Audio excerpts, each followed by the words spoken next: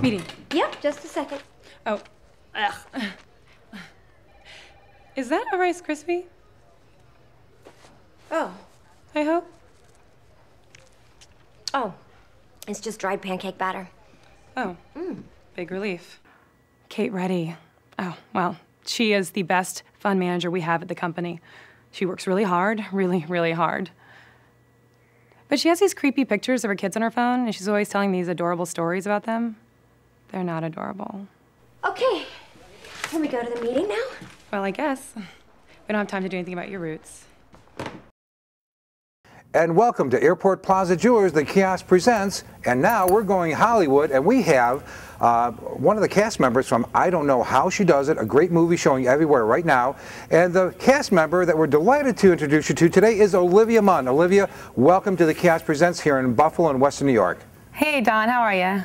Great, glad to have you. Listen, this is great. You play an interesting character, Momo Han. Now, I'm not sure what kind of name Momo is, I'm not even going to ask, but you are the antithesis of Kate Reddy, played by Sarah Jessica Parker. So tell me how that all fits in. Well, you know, Sarah Jessica is, you know, it's great for people who love Sex and the City, because I think it's where Carrie Bradshaw left off, where, you know, if she got married and if she went on to have children and also had the big career, how does she juggle it all? And that's what Sarah Jessica's character is. She's a really amazing mother, but also really fantastic at her job. And she comes to work with, you know, pancake in her hair and disheveled and running around trying to do it all. And my character Momo is right out of Harvard, whip smart, and has one path in life and looks at Sarah Jessica as in, okay, well, if that's what kids do to you, why would I ever want that, ever? To be that disheveled and crazed all the time. And but what I actually love is that we are two completely different women with two outlooks on life and two completely different agendas. However, we're very supportive and loving, and we're friends. And to me, like, that's what the women in my life are. We can be completely different, yet very supportive. Because people try to pit women against each other all the time, and that's just not a reality, I think, in my world. There are women like that, but that's just not me. And so I like that we are complete opposites, but we work together and we need each other.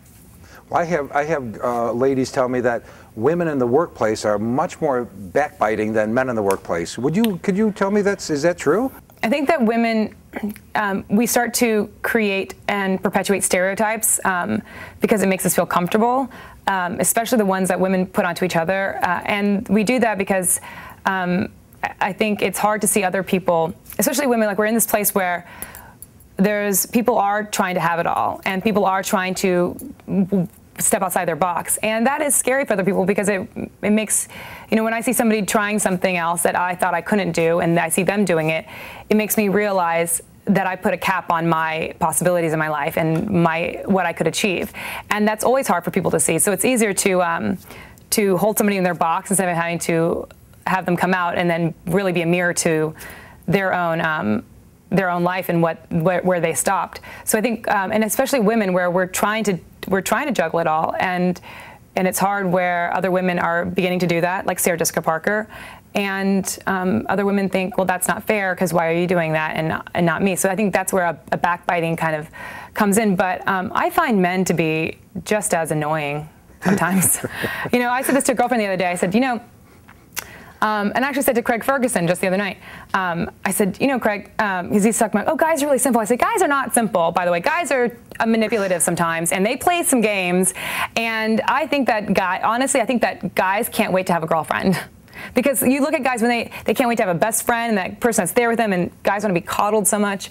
And or a lot of guys, I think there's an element to them that is like that, where they have to be so manly a lot, so they can't wait to be able to be sensitive. And the same thing with women. We have to be the woman and mother and wife for so long that it's nice to be able to be strong and assertive and driven.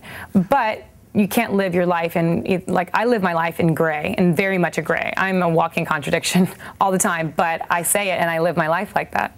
Okay. You know, I can see you have a well-developed opinion on that topic. Okay. No, I don't. That was just, I'm not really sure. I want to talk. I love the whole theme of the movie. A lot of women in my life can relate to it wonderfully, because they go, you know, even my wife said that locking herself in the bathroom for 20 minutes is the only break she really gets in a day, you know. Yeah. So I can understand it, relate for that. But you have something about you too. You're best known for Attack of the Show, I think, here in Buffalo. You have an interesting book, the Wonder Woman book, okay? Yeah. And also, but listen, if it wasn't for my doing a little research on you, I'd never know what cosplay is. Yeah. Well, I don't.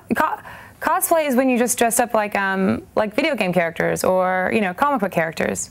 Who do you dress up as? It's like how I've dressed up as like every female superhero or comic book character that I loved, and I could think of: Sailor Moon, Wonder Woman, Slave Leia, the Baroness, all of them. But it's fun. It's like Halloween for scheduled events. Western New York, Olivia Munn is not afraid to have fun, okay? I just wanted to make that clear. Listen, there's an OMFG. What is that? That's the Olivia Munn fan group, Okay. and they are awesome. They're the reason why I have everything. I actually I asked for 6 extra tickets to my premiere, and I invited 6 fans through Twitter to come to my premiere with me in New York. Oh, that's awesome. That's awesome. I think I'm going to join. May I join? Oh, please, please. Okay. I'm going to, as soon as we're done with the interview, I'm joining the Olivia Munn fan group. It sounds like a lot of fun, too. Well, they're awesome. It's great group. Now, listen, you got a lot of things coming up, too, beside this, the great show, I Don't Know How She Does It. But you have Baby Makers in post-production. Baby Makers was the one, that's really great. So it's myself and Paul Schneider, and it's about a couple trying to have a baby, and we're having a hard time, so we have to break into a sperm bank to steal back the last vial of good sperm that he donated years ago.